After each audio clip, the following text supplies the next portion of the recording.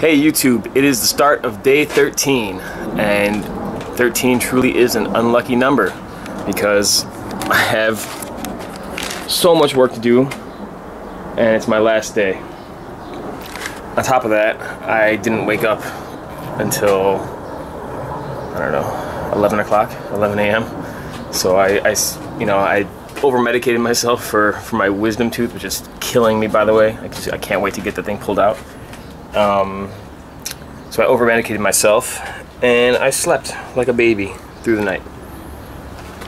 And while I slept, this thing sat. So right now, here's the work I did last night. So I replaced this entire sill, patched all the holes here. So now I have to take this piece of bumper off and then, repair that real quick. So that rear sill will be completed hopefully within the next hour or so. What I didn't show was the amount of WD-40 that I sprayed onto this thing and the force it took to try to actually loosen the nut.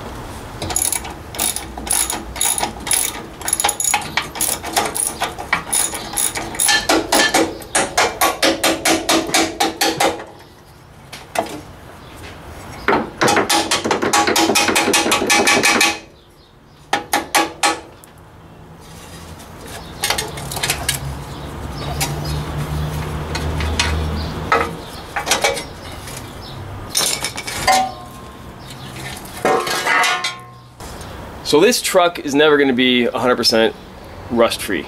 It's a 34-year-old truck, it's been abused, and it's never going to be a show car.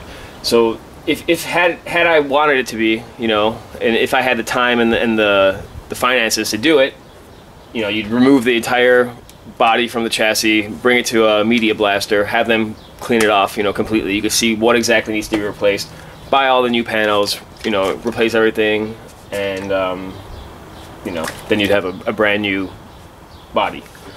But we were short on time. It's only day 13, and we didn't want to spend much money. So far, I think I spent a total of maybe close to 300 bucks. So $300 versus thousands and thousands of dollars. My man hours, it doesn't really matter. It's only been 12 days, really. It's the 13th day now.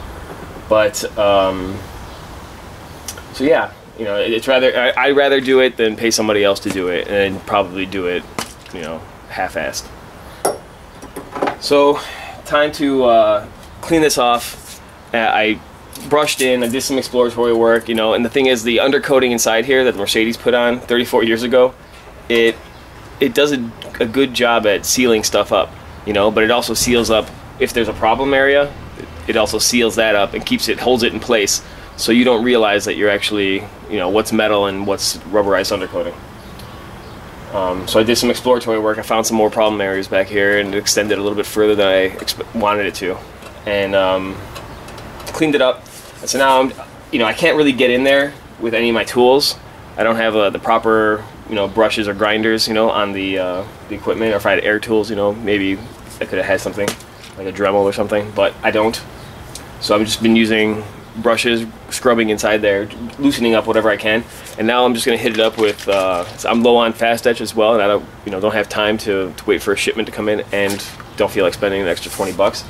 So I'm using my homebrew vinegar water.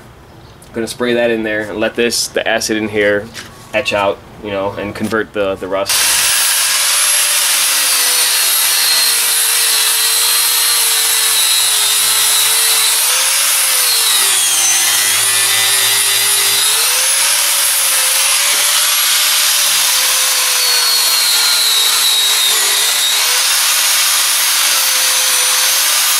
Alright, so I'm headed to Home Depot right now. I'm running dangerously low on Fast Etch, and you know what? I like it much better than that rust killer treatment or whatever they had at Napa. I just feel safer using it just because I know what it's doing to the rust. And so what Fast Etch is it's pretty much just like a 1-to-1 ratio of water and phosphoric acid. So phosphoric acid is a mild acid, so it ends up actually dissolving the rust and leaving the steel alone for the most part. You know, it would take a very long time for it to actually eat through good steel, but it does wonders on rust very quickly. And so, you know, I can't find it in any of the auto parts stores. You know, they're all, I mean, all of them are carrying some kind of like very weak products that aren't, you know, nothing that really contains much phosphoric acid in it. So I'm just gonna go take a quick trip, you know, look through the aisles and try to find something that contains a high concentration of phosphoric acid and see if that works on the rust. You know, I could use different kinds of acid, right? You can buy hydrochloric acid, which is a much stronger acid. It's stomach acid, and it dissolves rust, but it also dissolves steel at about an equal rate, right? So that's, you know, you can't use that because then I'll be eating through my sheet metal. So yeah, I'm gonna head over there now and try to find something, you know, something with a high enough concentration of phosphoric acid that it's gonna be able to dissolve the rust, and you know, I'll know that it's working when I see the rust turning black. So I'll just try, you know, find something and try it out and see where it goes from there. Hopefully, cross your fingers that I find something, because, you know, like I said, the fast etch it's pretty much almost empty, and the other stuff, you know, maybe I'll use the other stuff as just like a coating on top of it, but it's, you know, it's not the same. It doesn't give me the same, you know, clean. And the thing is about when I use the other vinegar, everything turns orange, like a dusty, orangey, rusty surface, you know, and that kind of freaks me out too. I don't know, you know, I'm not exactly a chemist, but I have a little bit of a science background, and that's, you know, it just kind of, I don't know, I don't feel comfortable with that either.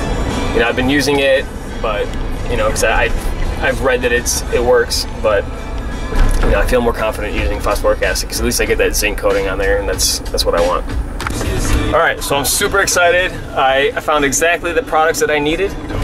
I found this prep and etch, and, you know, xylene. This section of the sill is done. I still have to fill this in, but I'll do that when I make the other panel to go over this. And then I still have to make this, you know, but I've just been treating it right now just to remove any rust, and treating it on the inside as well to try to convert any of the surface rust before I spray in the other Eastwood, this stuff, internal frame coating. So that's that. You know, it's already 3 p.m. You know, I had running to Home Depot and doing all this stuff. I ended up wasting a lot of time, but, you know, hopefully now everything's gonna go smoothly. I'm gonna coat everything, and I'm just gonna go around the truck now, I think, maybe, and start just spraying it in all the crevices and stuff like that, just so it eats out whatever rust is in there, and then rinsing it out with the, so I ended up putting it all in spray bottles, right? So this is a strong etch. This is just the full, you know, full concentration of whatever that is, and then I mixed it 3 to 1. You know, that's just to do a surface prep, and then this is just going to be water, and here's the xylene. So this is what I'm going to use to wash off and prep it, and then maybe spray it with water, dry it, and then it should be good to go. You know, it's degreased, and then it's cleaned of the xylene because that also eats paint. So everything should be smooth. You know, I have all my solutions, you know, to chemically attack the rust and prep the surfaces. And now it's just a matter of welding and grinding and things like that.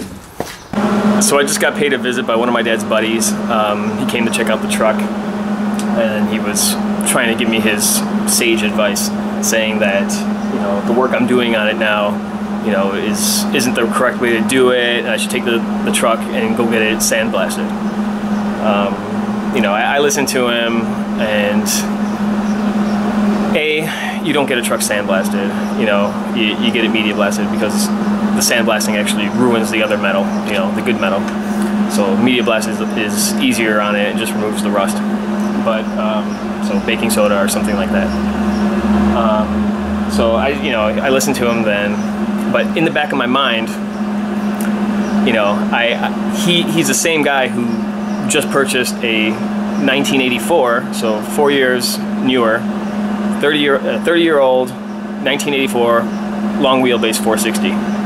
You know, he got the 300 GD, which, you know, is a turbo diesel, which, you know, I wouldn't mind having in this truck. But he paid $18,000 for that truck. Unrestored, 1984 300 GD. $18,000. That's, what is that? Over 4 times what I paid for this truck. Okay? So he paid over 4 times what I paid for this truck. And he's trying to give me advice. So, you know, for $18,000, he could have bought a 2002, you know, MB USA version. You know, maybe in a little bit rough shape, higher mileage or whatever. But you could find them, you know. And with the money that he's going to invest in doing body work on it, because he doesn't know what he has. He's told me there's some rust spots and they're minor. They're never minor. You know, you will become a minor because you will be digging and digging and digging through all this rust, you know.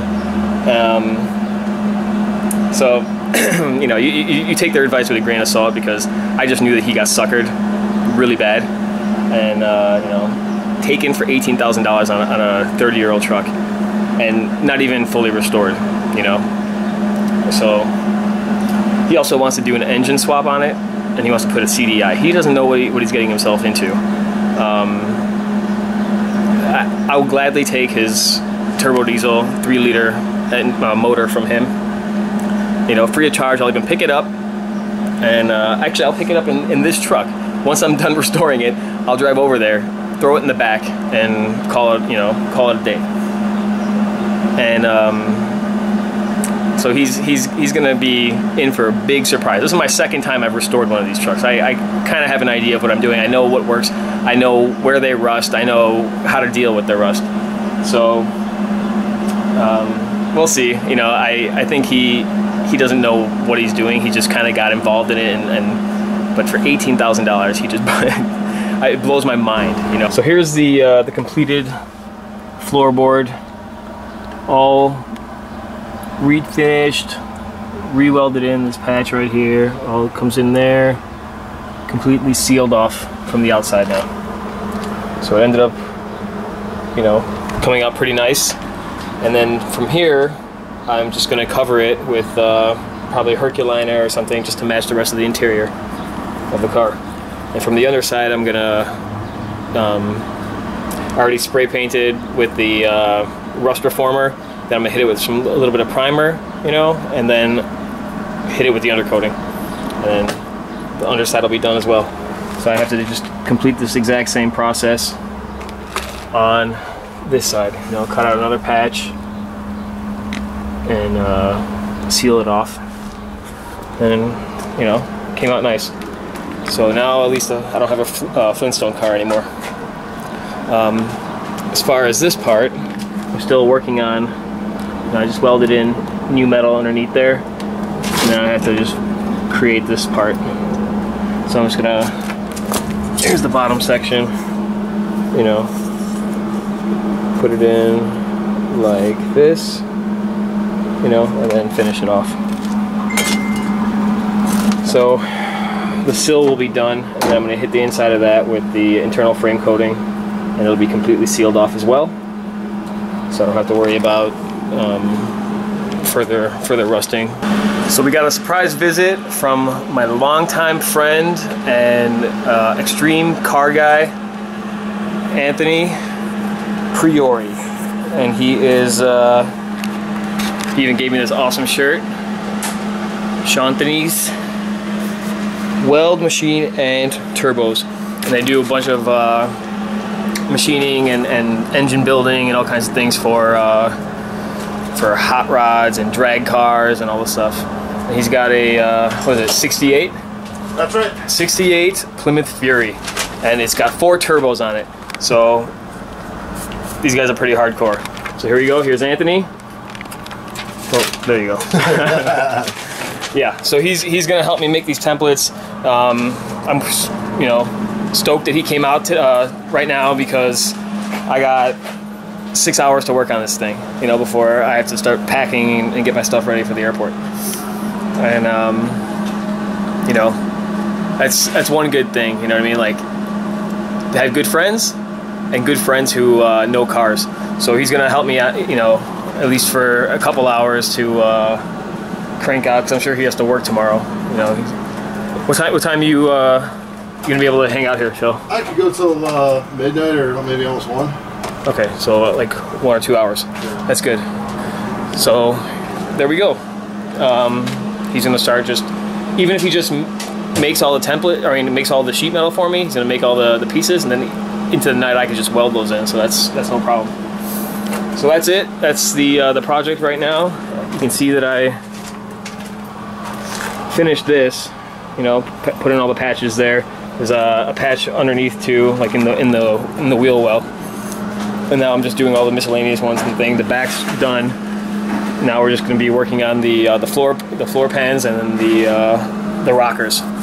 So once those are done, then I'll finish this one up, and it'll be almost completed. I just got to work on the taillights. Then I don't know if I'm going to get to those. You know, those will be postponed until who knows when. So again, Shaunthony's welding machine and turbo. Okay, check them out. Check out their site. If you need any stuff done on your car, go to them. They'll make it fast. All right, so I have no idea what I'm doing, but I would do this a little more precisely. So all we've got is this guy, and there's an edge on this. You could see. You might not be able to see. There's a bevel on it, so you can actually bend over. I have it backwards. You know what? I didn't see that. That's the first time I mean, I felt it, but I didn't know it really had a. If you want a 90, if you want to be beyond, over. Yeah. So you get this thing kind of tight. So I've been probably doing it wrong the entire time, and that's why I've been saying the brake sucked, and then banging it out on the edge of a table instead. So it's good to have an engineer here.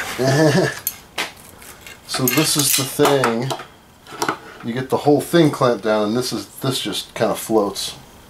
What was I gonna say? The bad part about having an engineer here is he's taking too damn long to friggin' just bend the piece of metal. Me, on the other hand, will. Me, on the other hand, I'm filming. That's work. I'm just gonna crank this out as fast as possible because we're on short time, and whatever doesn't fit gets banged in with a hammer. Yeah, so that could have been disastrous. I was just cutting off this rocker panel, and this thing just completely flew off. Luckily, it went that way and not this way. So now I got to replace that. Anthony just left. He did an awesome job creating patch panel sections for me. You know, he was only here for maybe an hour. You know, he's got to go to work tomorrow morning. So, yeah, gonna finish this up, finish the other side, do whatever, finish that, and do a couple more things. It's already 1 a.m. and or almost 1 a.m. So I have to. I don't know how much noise I could be making out here, but it doesn't really matter anyway because I'm leaving in the morning. So. Whatever, you know. If I wake up the neighbors, I'll wake up the neighbors. I'll keep them up. Whoa, look at that! What the hell is that? Is it a bite? Oh yeah, look at that thing. He's got his mandibles. So I can't get the rest of this, the center of this, off of that grinder. I don't know, it's on like super tight or something. I've been trying to loosen it, I couldn't loosen it.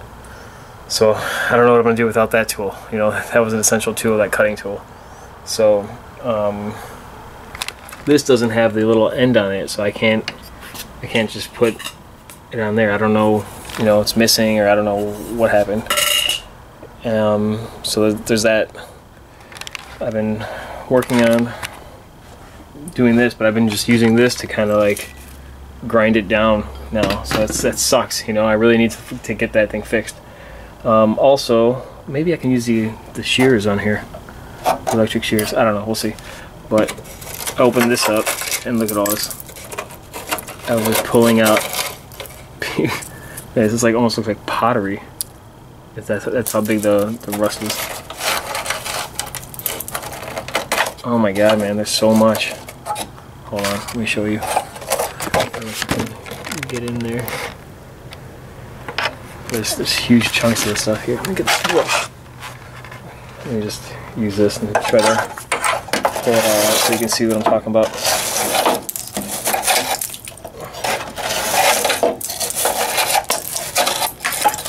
Where did this all come from? You know?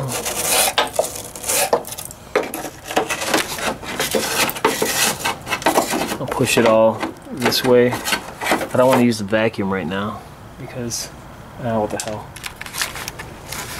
I'll use it because, you know, the neighbors might complain, but I'm already using saws as it is.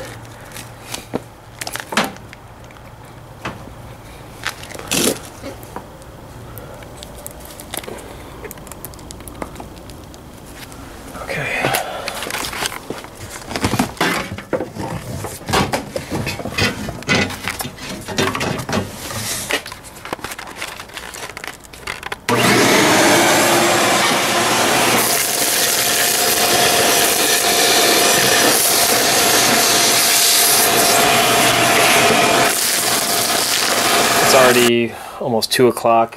I still haven't managed to get this thing off, so that's a wasted time. I'm going to put the internal frame coating inside the rear sill right now, and the problem is I tried to put this thing in there, but see how it's bent, and it just keeps getting stuck in certain areas. So I just cut a piece of PVC. So what I'm going to use is I'm going to use this PVC to guide it, you know. So now the you know, it comes out at the end like that. I could just use that to keep it straight, so I can actually fish it through or snake it through the this here, because like I said, it was just getting stuck. So I'm going to do a double approach from both sides, you know. I'm going to spray it around like this and then pull it through and then go from the other side and spray it as well. So hopefully it'll be nice and sealed and I don't have to worry about rusting from the inside. So I painted this with a rust preventer, and then I painted the inside of these. So that's the Eastwood internal frame coating. So it goes on green, and I believe it once it cures it turns black. I'm not positive. I have to actually, here it is. Let's see. I don't know. It might stay green for all I know. So here's the I painted this with a Rust-Oleum black rust converter / primer, and then inside there and inside all the body, like all the cavities in the body, I sprayed with the Eastwood internal frame coating. So hopefully, you know, I couldn't get in there with, you know, anything to kind of like take care of any surface rust. So what I did was I just sprayed it with the phosphoric acid and then let that dry. Then I sprayed it with the xylene, let that dry. Then I sprayed it with water, let that dry, blotted it out, and then now I just sprayed it all with the internal frame coating. So hopefully whatever rust was in there got converted, and whatever rust didn't get converted got encapsulated.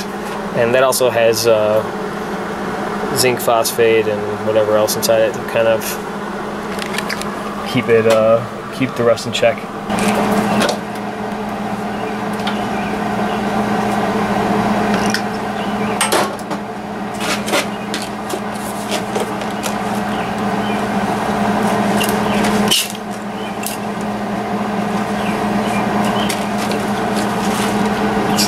2:30 in the morning.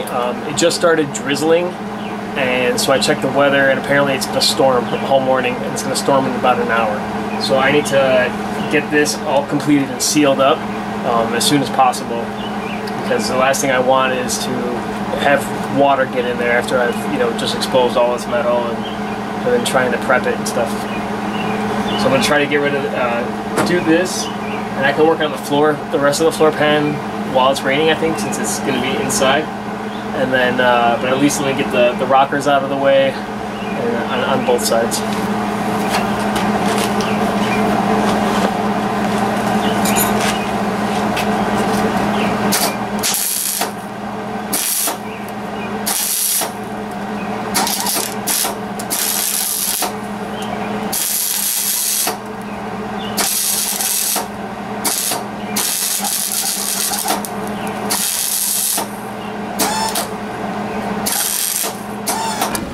It is 6:10 a.m.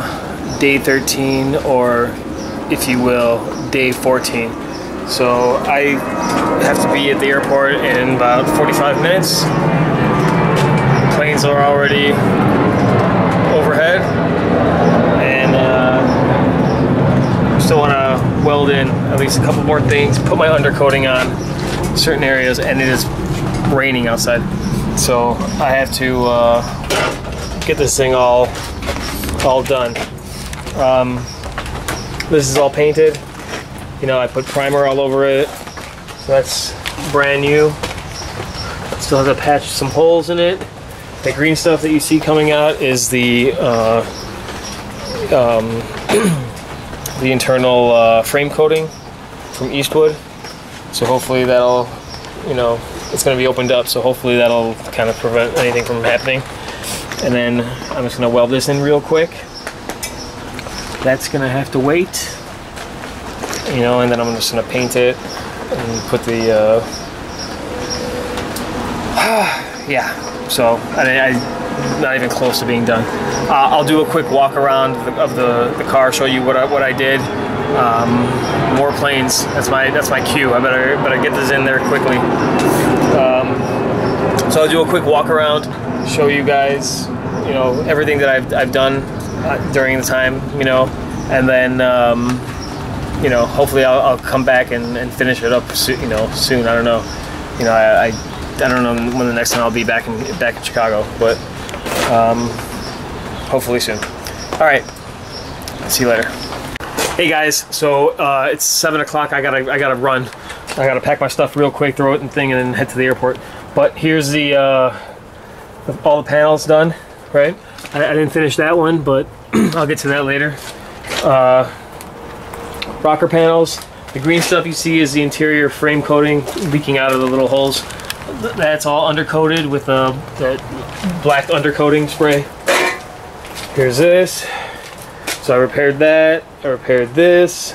These are all my patches. They're all primed. Repaired this. It's primed. This corner here, this came from the thing. All right, so this entire sill, brand new. The inside of it is sprayed with the Eastwood interior frame coating. You see the green. And the back of it and everything else is covered in the underliner. This was not completed. I gotta spray that still. Interior, it's all with the interior frame coating. This is still open, and then this was not completed either. So I did all the patches on here, all here. The only thing I didn't get to was this and this. So I kept putting it off. Finally, I didn't get it finished. But, you know, a lot of stuff was done. At least now, you know, 13 days, I got most of it done. Now it's just a matter of just patching stuff together. These are not done on the lights, but, you know, we'll see. Either I'll replace them with brand new ones, or I will, you know, still fix those ones. But that's it. Gotta go to the airport. Gotta head home. Gotta see my wife. Gotta see my baby. All right.